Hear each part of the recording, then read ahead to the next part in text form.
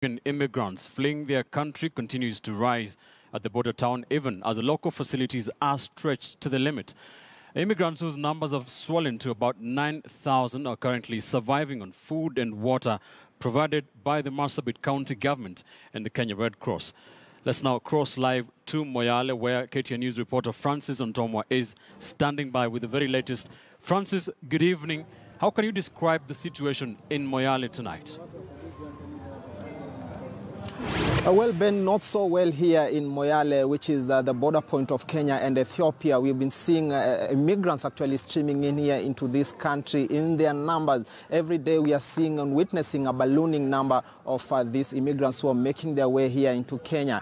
And this is all, of course, tied up to the political tension that is building up also in Ethiopia. Tribal clashes have seen these numbers leave their homes in Ethiopia, moving here into Kenya. And we've seen here local authorities here, the county government of Marsabit and also the Kenya Red Cross, trying to come in handy through humanitarian assistance. We've seen them, we've witnessed actually the authorities here trying to dish out foods and medicine to many who are camped here. There are 3 major camps here in Moyale that hosts these immigrants who have been moving here in Kenya. And today we witnessed actually one of the victims of these clashes who was buried today not very far from where I'm standing. And where I'm standing here is actually meters away from the border point here. There is a bit of tension here, especially during the day when we see these people streaming in here. But during the night here at this particular moment, we are seeing a bit of calm in this town. But of course, that trend is expected to be seen tomorrow. My colleague, George Maringa, was up and about trying to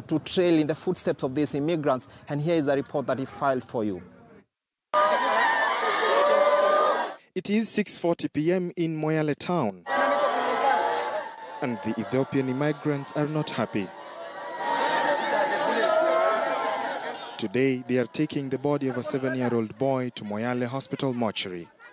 He is the latest casualty of shooting allegedly by Ethiopian forces. Family members say the deceased was shot dead on the Ethiopian side while on his way home from a school in Kenya. The death is just one among the many challenges the Ethiopian immigrants are facing. Today is their 6th day in this makeshift shelter. For the last 5 days, these asylum seekers who couldn't find refuge at their relatives' houses in Moyale have had to call this shelter their home. According to the Kenya Red Cross, the Ethiopians cannot be classified as refugees yet. Little children play about, oblivious to the situation they find themselves in. The elderly ones, on the other hand, appear to be deep in thought. A little while later, the clouds darken. A few drops fall gradually. And soon enough, it is raining. Everyone scampers to safety, albeit to shield themselves from the water.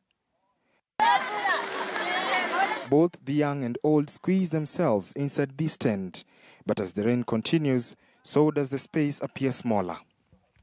Tulikimbia na mguu. Tukabeba watoto, mizigo, ndio tukacross border tukakuja upande huu. Despite the heavy downpour, these students brave the cold as they march to at least pass their message across. Eventually, the rain stops and they have to start afresh. From rekindling the extinguished fire to recovering their already wet sleeping mats. This has been the situation for the last few days they have been in Kenya. The Kenya Red Cross says the situation poses health risks. Anything is possible anytime. It's a hazard we are stepping on. It's something about to blow up because there are no ablution facilities. Water is not treated, despite the fact that the county government is struggling to ensure that they get water.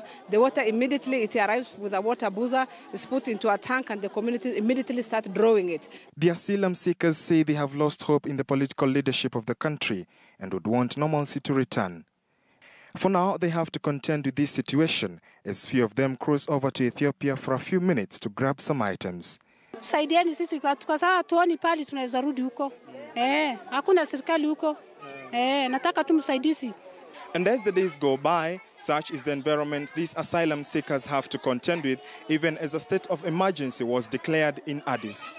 This is their life in the camp. George Maringa, KTN News in Moyale, Marsabit County.